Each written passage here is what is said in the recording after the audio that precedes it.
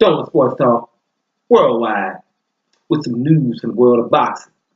So y'all know what time it is. You ain't in a rush to get concussed. Now, middleweights, right? We got middleweight. We got a big fight on October 27th, I think it is, in Madison Square Garden, or a part of it, right? And that's going to be Daniel Jacobs, former champion, versus your boy Sergey Derevyanchenko, right? Baby, Sergey Derevyanchenko. That boy's 12-0, 10 knockouts. And, listen, at the end of the day, y'all know what the time it is when it comes to people like Sergey Derevyanchenko. Ukraine bring the pain. That's all I keep saying, because it's plain. Ukraine bring the pain. You can't act like we don't be seeing that, you know what I mean? It's like we don't see Lomachenko. Yeah, we might be irked that they keep putting him at #1 pound for pound after 12 fights and a loss. But he's arguably in there. He's my #4. I got him one place in front of Usyk, right? But speaking of #4, my real #4 should have been. But #5 is Usyk. Alexander Usyk, an undisputed cruiserweight champion. You know, we can't act like we don't see that. There's another dude in light heavyweight, Vujic. Be careful. Bad boy. You know, Ukraine just bring the pain all over the place. You know what I'm saying? And believe me, I'm missing some. It's a couple of them. And this is one of them. Sergey Derevyanchenko, 12-0, 10 knockouts, great amateur career, right? Now, but that'll be real. You know, the Americans are not having great amateur careers. We send them to the pros, and these guys get old and beat up on kids sometimes. You know what I'm saying? They just be real. But most of the time, by that time, they're getting skilled beating up on the kids. Right? So they get skilled. These men come over there. That's why in this 12th fight, he's ready. Right? He's ready. Now, it's going to be a good fight with him and Daniel Jacobs. You know what I'm saying? Daniel Jacobs, I don't want to talk about him too much in this video. This is a little bit more Sergey Derevyanchenko. You know what I'm saying? Let's get to know him, just in case. Because, man, this fight is, I don't know. We know Daniel Jacobs. But this is probably just 55-45. Because they do train together. Andre Rozier trains them both. He can't do it for this fight, obviously. And I think that's a nightmare for him because, we've been training them both for a while, And this is the kind of thing I don't want to start, but this kind of fight that I would not have liked to see because these guys have been working together for a while. They know each other and they're friends, right? And I just don't really like that to happen if it doesn't have to.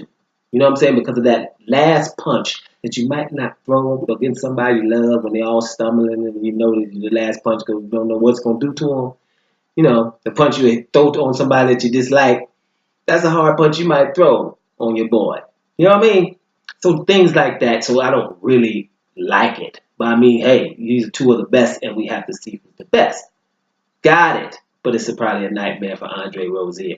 You know what I mean? Probably a nightmare for Andre Rozier. And then it irks me because this fight shouldn't be happening. If we wouldn't all just be blind, you know what I mean? This stuff don't happen. It's things that just make me just get irked. Gennady Golovkin and Canelo fighting. Man, Daniel Jacobs is WBA mandatory. That means he could be fighting Gennady Golovkin, right? And just to make it further, he was the one who arguably beat Gennady Golovkin, right? And then it gets you to the other stuff that irked you. Hey, why weren't we irked and outraged that there wasn't a Gennady Golovkin-Daniel Jacobs rematch? How did we miss that? I was ranting about that. A few subscribers in here, y'all know I'm ranting about the same thing I was ranting last year, right? Same thing. But it's the truth. A close fight like that arguably somebody else might have won against a dude who was knocking out everybody, and this dude probably going to front foot him the next fight. Why don't we want to see that? Right? Why do we want to see that? But little old bitty Andre Ward goes up to fight Kovalev, barely beats him, but we had to see that one. Those are things that irks you. So this fight going back is Daniel Jacobs should be fighting your boy Gennady Golovkin because that's the one we supposed to be all wanting to see. And Canelo could be doing anything in the middleweight division, like anything other than fighting Canelo, your boy Golovkin. Like anything. It's a whole bunch of people Canelo could fight, waking up, beating some other people. No, so that's what's bothering me. We got to fight Sergey Derevyanchenko. Got to fight his boy, Danny Jacobs. because Danny Jacobs come from the WBA and he knows he's not getting the fight with Golovkin, even though he's a mandatory. Because Golovkin's team said after that fight, what? Do we repeat it? We're not going to address that to 5 or 6 fights down the road, which I told you then means never. Right? And have I been right again? Well, wrong hat on again. There you go. Not ever happening. So Danny Jacobs doesn't even feel comfortable being the WBA mandatory. So what he does, it's a vacant title going over there on the IBF with Derevyanchenko. Oh man, it's my boy, but I better go get a title because I'm not going to get this one, right? So that irks me. That's another reason why I'm going to dinner on the Canelo-Gennady Golovkin fight. Irks me. So we got to watch these two dudes. Cool. Let me tell you something. Derevyanchenko versus your boy Danny Jacobs. It's going to be a good fight. It's going to be sweet, sour. Either guy, you're going for either guy. You would like to see Daniel Jacobs finally get his props, but even if he gets the IBF title, what's going to happen? He's not going to, Canelo or Golovkin's not fighting him, and they're going to be regarded as better than him. So I don't know what he would have to do. He'd probably have to beat Derevyanchenko and anybody else, but that's the problem here. Derevyanchenko, on the other hand, we've seen what happened with Derevyanchenko, Uzek, or anybody else. What had happened with Jeff Horn if he would have beat Terence Crawford? Derevyanchenko messed around and beat Danny Jacobs. Whoa, we might then finally get Derevyanchenko versus your boy Golovkin because people will notice when Derevyanchenko wins this fight. They will just notice. And so that would be a good thing in a way. We just will make sure that it doesn't go too far. But they would notice. And Derevyanchenko is the goods.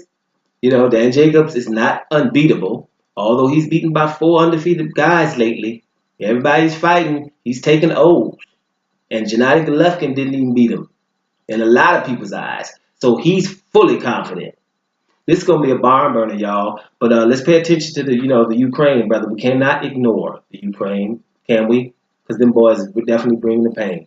And let's see if Sergey Derevyanchenko is going to be that man on October the 27th. Let's see what's up. Dover Sports Talk Worldwide. And I'm up out of here, y'all.